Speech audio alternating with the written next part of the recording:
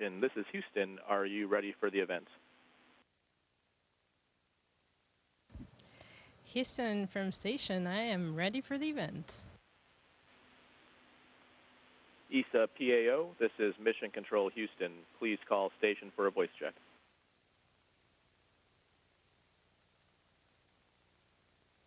Station, this is ESA PAO. How do you hear me? ESA PAO from station, I hear you loud and clear. How about me? We have you loud and clear. Thanks, Sophie. I will now give the floor to ESA Video Services. Hi, Sophie. It's good to see you. All right. Happy to hear you, Isa. My first question is about food. Has anything surprised you about the way food tastes in orbit? What are the differences you've noticed between eating on Earth and eating in space? Well, what I can tell is that eating is as joyful in space as it is on Earth. It brings connection among ourselves. It feels good.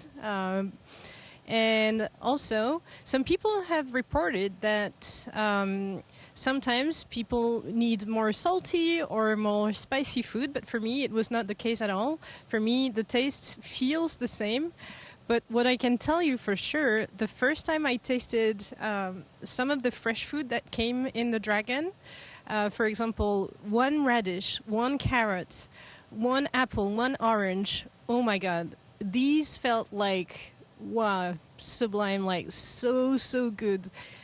So I guess it means that we forget a little bit the taste of the very good taste of fresh food. But I'm very much looking forward to have more fresh food when I'm back on Earth. I can imagine. What was it like sharing Anne-Sophie Pique's dishes with your crewmates? Oh my God, it was a unique bonding moment, and we all agree in the crew to say that it was the ultimate bonding moment for us. You know, the body needs calories, the physiology needs food to just get energy, but the mind needs connection, needs bonding experiences. And what we all talked about during the dinner is that food is a universal way of creating bonding experiences among crew members. Because whatever your origin, whatever your country, whatever your citizenship, whatever your past, food always brings memories, always bring a sense of connection between each other, sense of connection with the earth, sense of connection with our own childhood, with feel-good meals that we would remember from our grandmas, grandpas, and so this very good gourmet meal was a very, very good bonding moment for us all. And we also agree that Anne-Sophie Pique right now, although she's the most starred chef woman in the world, now we are giving her some stars for being the most starred woman chef in space. So she's the one having most stars in the universe right now. I love that. Seeing Earth from 400 kilometers above is obviously a perspective that very few of us will get to experience. Has it led to any insights or feelings that has stayed with you? Yeah, I think every day I open the cupola shutters in the morning and I see the Earth, it feels the same. It feels amazing. The Earth is so beautiful. You understand the power of it? Like it's like a powerful spaceship which holds the whole humanity traveling together in space. So you understand that it's a very powerful ecosystem and full bubble of protection for humanity. But you also understand the fragility of it. You understand that the atmosphere is very thin. You see some lakes that are drying because of drought. You see when there are some floodings and that houses are under the rain or the floodings. You see when there are glaciers melting and ice melting. you see a lot of things from space, and so you understand how much energy we should all put into protecting our shared home, the Earth. Absolutely. After spending so many months in orbit, what are you most looking forward to experience again when you come back? What's the first thing you're going to do?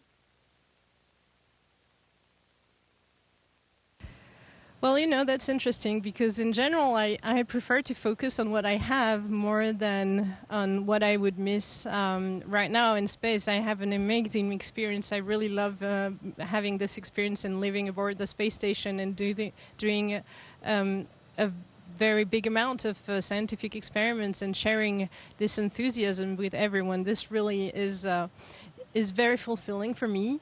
But for sure, when I think about memories on Earth, I'll be excited to rediscover everything. And, as I will eat the first fresh salad, as I will give the first hugs to my family and friends, as I will just walk for the first time bare feet on fresh cut grass, when I will just for the first time sleep on a bed with gravity having my head on a pillow, I guess everything will feel so valuable because it will feel like a first time. And then I think I will have this insight that, wow, maybe it's good to be conscious about what we have and have a ton of gratitude about what we have, and just minor things can give us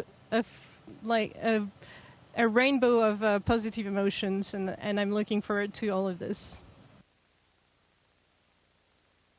Sounds good. So many young people are following your mission and your journey. What quality or mindset do you think matters most for someone who dreams of becoming an astronaut one day?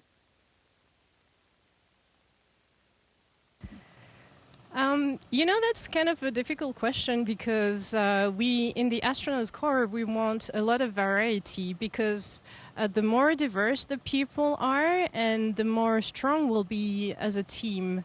You want people who have different backgrounds and different mindsets so that we are all complementary.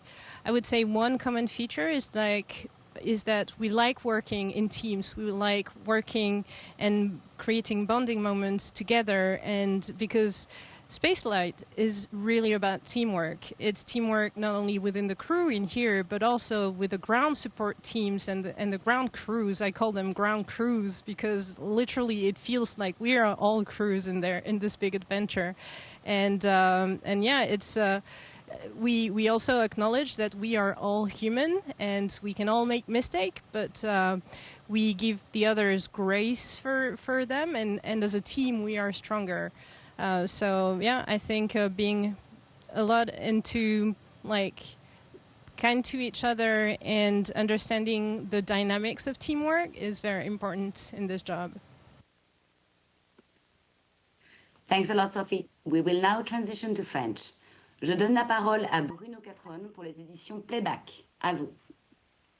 Oui, bonjour Sophie, donc je suis Bruno. Hi Sophie, I'm Bruno from Mon Quotidien, which is a small daily newspaper for children.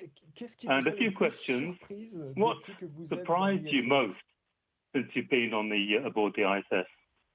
Bonjour Bruno, bonjour à toute la communauté de Hi Bruno, hi the Playback community, and hi to all the kids who are spending a bit of time with me, who are going to have my witness account. What surprised me is pretty much everything.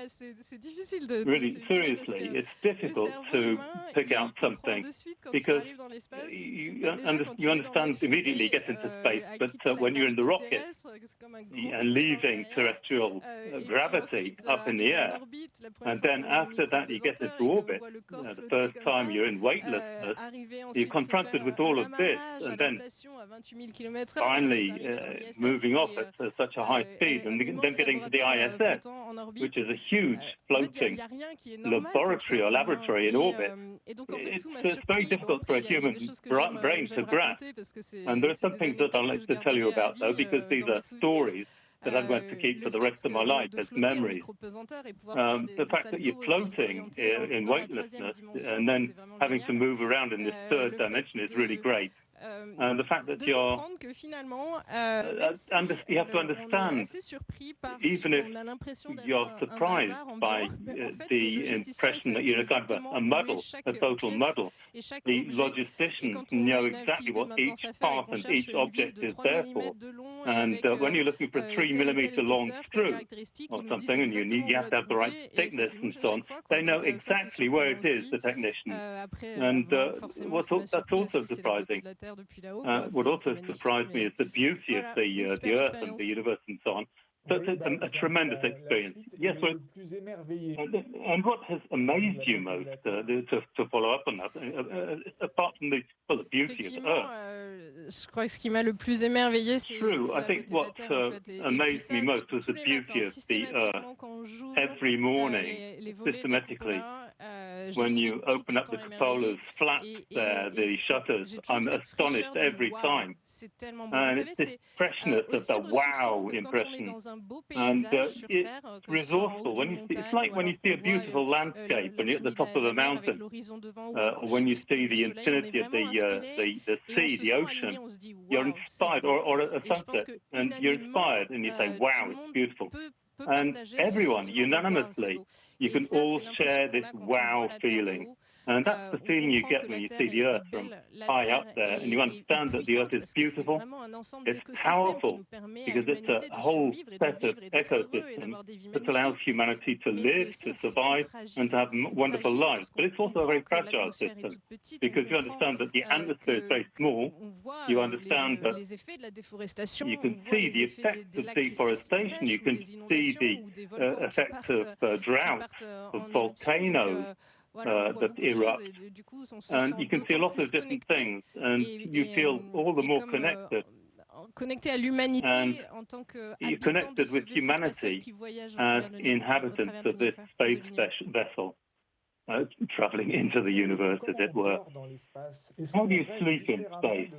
Do you dream differently? Do you sleep well? Do you sleep differently than when you're on Earth? Écoutez, on dort très très bien. Enfin, en tout cas, moi, we sleep really well. Well, I have no worry with that. I have no worry about sleeping. On fait des rêves comme sur Terre, j'allais dire. You dream just like on Earth. But I try and think about what I'm doing up here. And I realize that all of the dreams I've had so far, it's to do with the terrestrial Earth's gravity. The scene was actually taking place on Earth. I don't see objects floating around me all the time in my dreams. So maybe I'll think about it more when I get back down on Earth. Comment s'organise une journée un peu type pour un astronaute? Organize a typical day. How does it work for an astronaut working on the ISS? Alors une journée type, il faut savoir qu'elle est très très dense. A typical day is very dense. We've got a lot to do during the day. It's a pretty high, strong rhythm. We start with the briefing in the morning with all of the control centers in Houston, Munich, Moscow, in Japan and Moscow. And we do a briefing on the day and the activities for the day to come. And then we have all our activities that take place one after the other. And this is all timed to within 5 minutes each time. This is all scheduled to within 5 minutes. And each of us, one astronaut will contact the Japanese center, another will contact Hampstill, the scientific experiments, another one Munich, and so on. And each of us has what we call a timeline. In other words, a sequence of activities to respect. And in every day we have maintenance, we have scientific experiments, and we also have sport, about 2.5 hours of sport, 30 minutes of cardiac exercise, and an hour and a half of muscular strengthening, because we lose a lot of strength in our muscles up here, and a lot of density of the bone structure as well. And then we have a slot for lunch, which we take together, and then we all meet up in the evening at 6:30, where we have the debriefing of the day's activities with the control centers around the world. And then, once once the debriefing is over, we dine together, and the day comes to an end like that, really. You don't see time go past, really. What did you think when there was the alert and the crew had to go into the Dragon capsule? What were you thinking about when that happened? Mais écoutez, à ce moment-là, on était surtout très concentrés.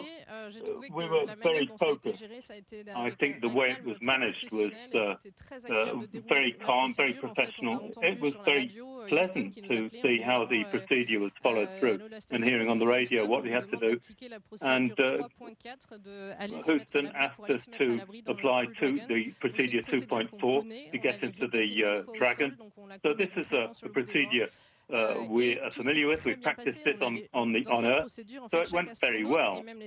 Each astronaut has their own procedure, and then the ground center, they all know what they have to do. We all knew what we had to do. So we were trained before, and the whole team, the whole crew was trained. So it went well, and you don't think about anything other than just remaining focused to follow the procedure. So in the end, once everything was over, I don't know how long that took exactly, but the emergency period came to an end, and Houston decided it was time to go back into the station. There, I started to think about it all, and I thought, whoa, it wasn't too bad because I want to stay longer on the station. I want to stay up here, but time goes past so swiftly. You have so much to do compared with when you're on Earth. I have a question from a reader that I'm often asked. Can you get in contact with your family easily enough? Oui, alors on a de la chance d'être en 2026. Yes, well, we're lucky because in 2026 we have connections which are worthy of the present generation. So it's pretty easy to get in touch with our families. But it's rather like when you're on Earth, you have a telephone which is built into our computers, each of us, in your sleeping cabin. And you can phone family when there are moments for connection. In other words, when we're moving over the right part of the in relation to the satellites and so on that provide a relay to communication. So most of the time, we're not limited, except if there are short breaks of 15 minutes of communication because there are regular cut-offs. But this is one of the ways we go about it. We can also have video calls with our families. But finally, these video calls, the audio calls, and so on, it's exactly like on Earth. It really works well. What about the biology experiment that you were conducting with students in France in parallel? Have you communicated with them? How's it going? Écoutez, cette expérience, c'était vraiment un grand bonheur de la faire. This experiment was great fun doing it, and I've had exchanges with them, and it made me really happy. I was really glad to discuss things with them. And they saw me on the screen, like you're seeing me now on screen, but I didn't see them. And I felt in their voices when they were asking me these questions. We turned on we saw that they had stars in their eyes, that they're asking the questions all the same. So it's great to talk with these young people and to see the curiosity that we were arousing in them, livening them up, making them aware of exploration, thinking about exploration and testing the various things. This is what I want to hand on to the younger generation. Precisely. Thank you very much, Sophie. That was the last question. And this brings our event to an end. It wraps it up. Thank you very much. Thank you. Eh bien, écoute, merci. Et puis, merci à toutes les équipes de Playback de relayer, thank you to the whole tous les messages Playback passés à la team jeunesse. for having Je pense que cette jeunesse d'aujourd'hui, on peut lui faire confiance. Elle va carried être over all of these super, messages. I think we can have confidence. We have to have faith in this younger generation for tomorrow's world. And we have to give them the right tools to cope with that. Thank you for the journalists. Thank you for those taking part. And we can get the message across to actually stimulate the curiosity of this younger generation for the future. Yeah, sending you a ton of good vibes from space.